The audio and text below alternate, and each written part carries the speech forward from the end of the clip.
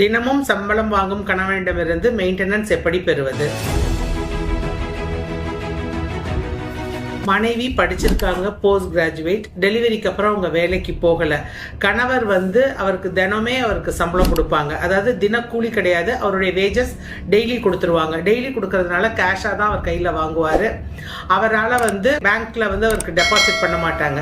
So இந்த சமயத்தில் மனைவியால் ஜீவனாம்சம் கேட்க முடியுமா அப்படின்னா தாராளமாக கேட்க முடியும். பேங்க் ஸ்டேட்மெண்ட்டில் அவருக்கு வருமானம் இல்லை அப்படின்னு தான் காமிக்கும். அவர் எப்படியும் affidavit of assets and liabilities தாக்கல் செய்யணும். அதில் அவருக்கு எவ்வளவு வருமானம் வருதுங்கிறத அவர் சொல்லியிருப்பாரு. அப்படியே பொய்யா சொன்னாலும் மனைவியோட வழக்கறிஞர் கணவரை கூண்டுல ஏற்றி கிராஸ் எக்ஸாமின் பண்ணி அவர் வாயிலேருந்தே உண்மையை வரவழைச்சு அவர் கணவருக்கு அப்போ எவ்வளவு வருமானம் வருதுன்னு கணவர் சொல்றாரோ அதனோட உண்மைத்தன்மையை கேட்டு அதுலேருந்து ஜீவனாம்சம் கொடுக்க சொல்லி நீதிமன்றம் உத்தரவிடும்.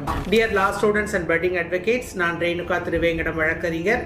உங்களுக்கு இதில் ஏதாவது சந்தேகம் இருந்ததுன்னா நீங்க தாராளமாக என்னை என் தொலைபேசியில் தொடர்பு கொண்டு கேட்கலாம்.